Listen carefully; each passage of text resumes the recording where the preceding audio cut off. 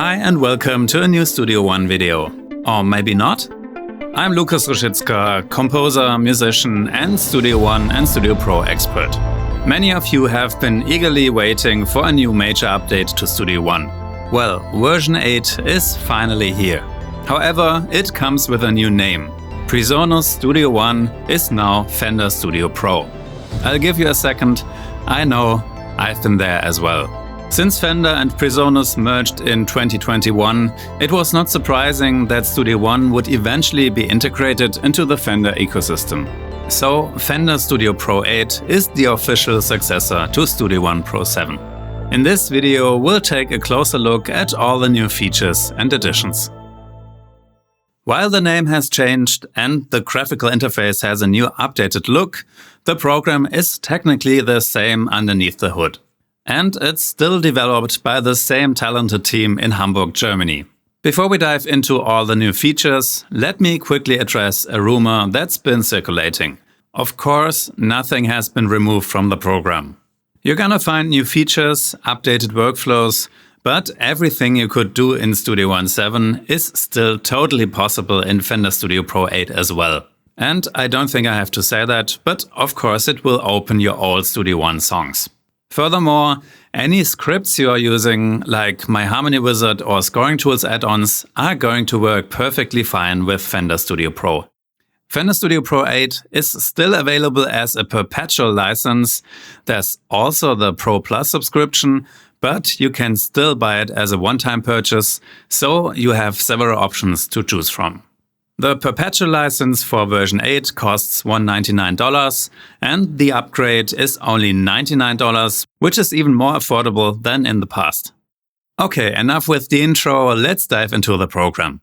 When you open up Studio Pro, you'll see that we still have the start page we are already familiar with. There's the new branding and new colors, but overall it feels very familiar. One thing you'll notice right away is that songs are not longer called songs. They are now called sessions. But technically it's the same thing. When I open one of my older Studio One songs, everything works exactly as before. Once the session is open, you'll see that the toolbar looks a bit different, the transport bar has changed slightly, and there are some new icons here and there. The buttons for the inspector and the track list, which used to be at the top, are now located down here at the bottom. When we open the inspector, you'll also notice two new icons at the top of the inspector sidebar. With these icons, you can separately show or hide the channel fader, basically the channel strip from the mixer that you can access directly in the sidebar, and you can also show or hide the event inspector. So when you select an event, its parameters appear right here. If you hide both the channel strip and the event inspector, you still see all the track-related parameters. Overall, you get a much cleaner view. And whenever you want to see the channel strip again, you can simply bring it back with one click. By the way, here in the track controls, you can now enable some additional controls. Right-click and choose Customize. And now you can select Track Controls. Track Controls is this area here, and here you can now choose which settings you want to see. For example, if you never use groups and layers, then you can just hide the Edit Group and Layers controls. I always prefer to see everything, but you can customize it if you want. And the new controls that you can select, the new pan control. So now you have not just the volume, but also the pan, which is cool if you close the inspector or just the channel strip, and then you can still pan your channel right here. And the new freeze button that you can use to transform an instrument track, so a MIDI track to audio, or an audio track with effects to rendered audio, then all the effects will be rendered. Another important thing to know is if you're missing any setting here in the inspector, this might be because it's hidden for some reason. Then right-click and choose Customize and Inspector, and here you see if there are any options that are currently not visible. So in case you start a new session with a template, this template may hide some of these controls. So if this happens and you are not sure why you can't find some special settings or controls, then open this window and here you can just enable all of them or just select the complete preset, and the complete preset shows everything as well. Let's go to some of the more exciting new features. For example, the two new overview features. We have the arrangement overview with this button. This provides a bird's eye perspective to your arrangement, and you can move this frame, resize it on all edges to scroll and zoom, and decide which parts of your arrangement you want to see. When you double-click on the empty space next to the track controls, this opens the mixer or console, but if you double-click again, it changes to the channel overview. This you can think of like a horizontal channel strip that focuses on the selected track or channel, with the fader and all the routing and the effects in the center. You can also click on the channel overview icon down here. There's an icon for the console and for the new channel overview. And here we have the different insert effects of this channel, each in a special mini view. That means you see all the effects and you can tweak and edit them without having to open each plugin window. Of course, you can also open the plugin, but you don't need to. This works best with all the included Studio Pro effects because all the controls are already mapped and set up and ready to go. But even if you use third-party plugins, then you can right-click and select Setup Edit Parameters, and then you can define which parameters you like to see in this mini view. You can drag them around to set the order, and you can decide which controls should be displayed as a knob and which should be a switch. And talking about drag and drop, you can also drag the effects to change the order of processing. Studio Pro introduces new Fender guitar and bass amp plugins. Something that honestly felt pretty likely to happen at some point. We now have the new Mustang Native plugin for guitars and the Rumble Native plugin for bass. These are really great effects, and even though I'm not a guitar player myself, I already tried running some Rhodes sounds or other A-piano sounds through the different Fender amps, and it really sounded great. What's especially useful is that you can also use these plugins just for the effects. You can simply bypass the amp simulation itself, so if you want to use the effects on a synth sound, for example, you can go a bit crazy and try out all the different effect pedals and again rearrange them via drag and drop however you like. Highly recommended. As a composer who makes a lot of film and game music and related genres, I'm especially happy about another new effect plugin, and that's the new Studio Verb. I was so looking forward to this reverb. It's so versatile and the presets sound fantastic. Of course, I have several third-party reverbs like Valhalla Vintage Verb or Fab Filter, but it's good to have a built-in reverb that's always there and loads fast, and for me personally, it has already replaced all third-party reverbs that focus on realistic rooms. Because that's what Studio Verb primarily is. It is first and foremost a room simulation. Its goal is to recreate realistic acoustic spaces. It's not so much a creative sound design reverb, although there are some special details that are great for sound design, and these I'll show you in another video specifically about the Studio Verb. One feature I really love about the Studio Verb is the ping button, especially when designing new presets or fine-tuning existing ones. The ping button sends a short, full bandwidth noise burst directly into the reverb engine. Because this signal contains the entire frequency spectrum, it's ideal for objectively evaluating the acoustic behavior of the room. Things like decay time, damping, or tonal balance. In many cases, these characteristics are difficult to judge when a musical signal is constantly playing, especially with complex or dynamic material.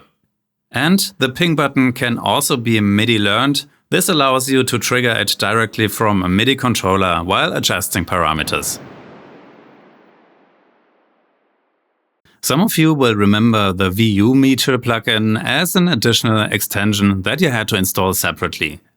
This plugin is now part of the program, which is nice because you can just select multiple channels, select the first one, hold Shift and select the last one, then drag the plugin onto the channels and double-click it to show the micro view directly in the mixer.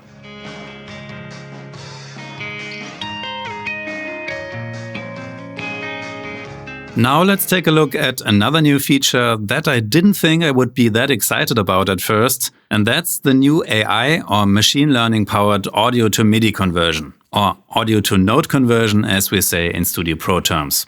You can now take any audio event in your session and just drag it onto an instrument track. Then you'll get this dialog window where you can decide if you want to extract notes or drums. Since this is not a drum part, I'll choose extract notes. And now it takes a moment, and then you get the exact note data of this audio event.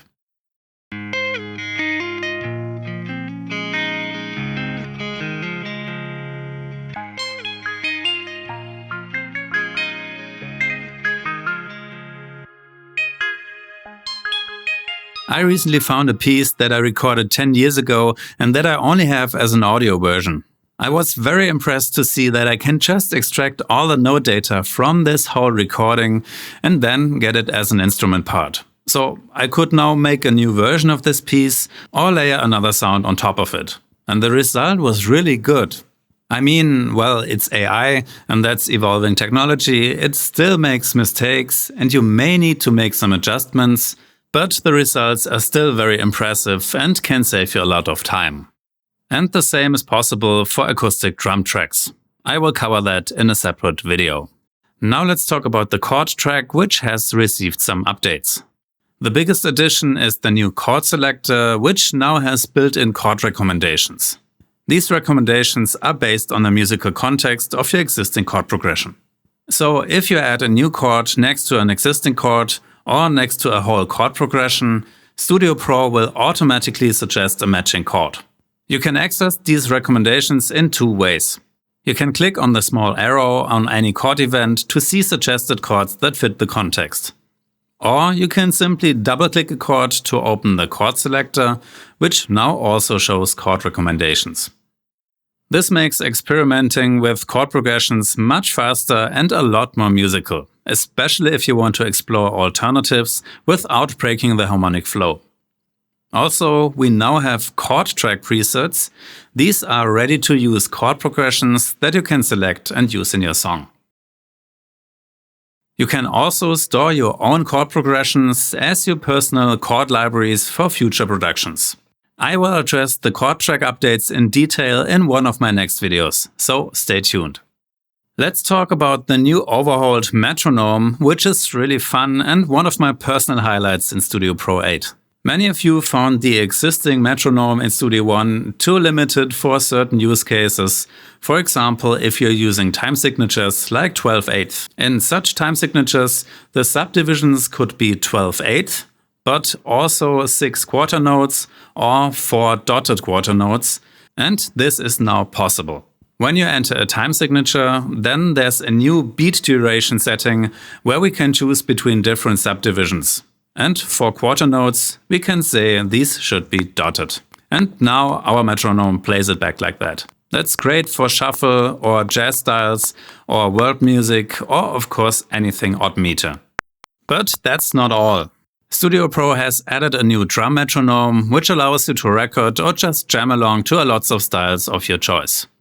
Simply right-click the metronome icon and choose Metronome Setup. And here enable the drum metronome. And then you can choose a style. We have rock grooves, blues, metal, country and folk, funk and R&B, jazz, and world grooves. That's very cool if you don't want to jam or record to a click, but with a nice groove. And you can also play them in double time or half time. And here's a bonus tip. If you like one of these rhythms and you want to use them in a song, then you can right-click them and choose Create Music Part for this groove. This adds a new instrument track with the drum kit in Impact, that's Studio Pro's drum sample player, and the drum part in the drum editor. Another bonus tip, if you like this feature a lot but you want to add your own grooves, that's possible as well. Just create your drum track. You can even create a custom drum kit with your own samples in Impact. And once your groove is ready, then just right-click the event, go to Instrument Parts, and then Create Drum Click. And now you can enter a name, a category and the correct time signature, and then this groove will appear in your library for the drum metronome. Very nice for jamming and practicing, and obviously for recording as well. Now let's take a look at the new improvements to Impact and Sample 1, because there are some great improvements for sound design and working with samples. As you can see, Impact has received a new design, and as a little Easter egg, you can click on the Impact logo to switch between the dark mode and the white mode. There have been so many requests for an option to add fades to the samples directly in Impact, and that's what we now got in version 8.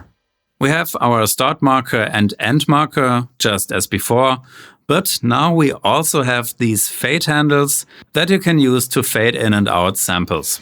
And of course, that's per sample, so each pad and each sample has its own fade handles.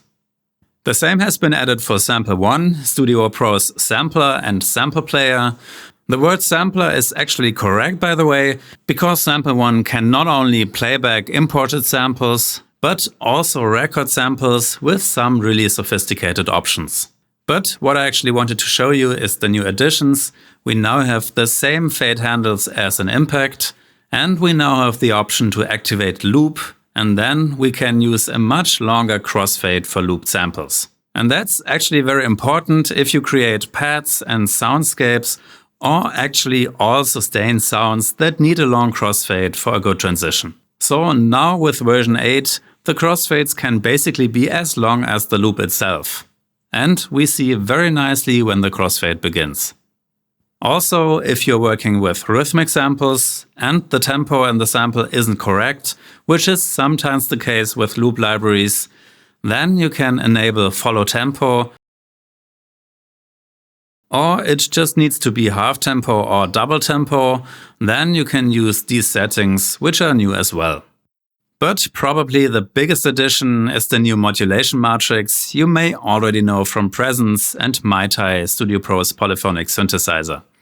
With the new modulation matrix, you have so much more possibilities for modulations. For really complex routings, you can route different controllers or envelopes or LFOs to any parameter you want, which is awesome. And there are new parameters that can be automated, which are sample start, sample end, fade in, fade out, loop shift and loop length. So if you're producing electronic music, if you're creating beats, or if you're just interested in sound design, then these are really great ways to mangle sounds and get really creative with your samples. So over the years, Impact and Sample 1 have really become very powerful instruments for basic drum playback, but also for advanced sound design stuff. That's it for now. I hope you liked this little overview of Fender Studio Pro 8. Of course, I couldn't show every single feature in this video. For all the other features and details, check the product page, our forum, and of course all the other videos. There's a lot to discover. Also, I'll be posting more content in the next few days. Don't forget to subscribe to my channel if you don't want to miss any new Fender Studio Pro tips and secrets in the future. Thanks for watching, and I'll see you in the next video.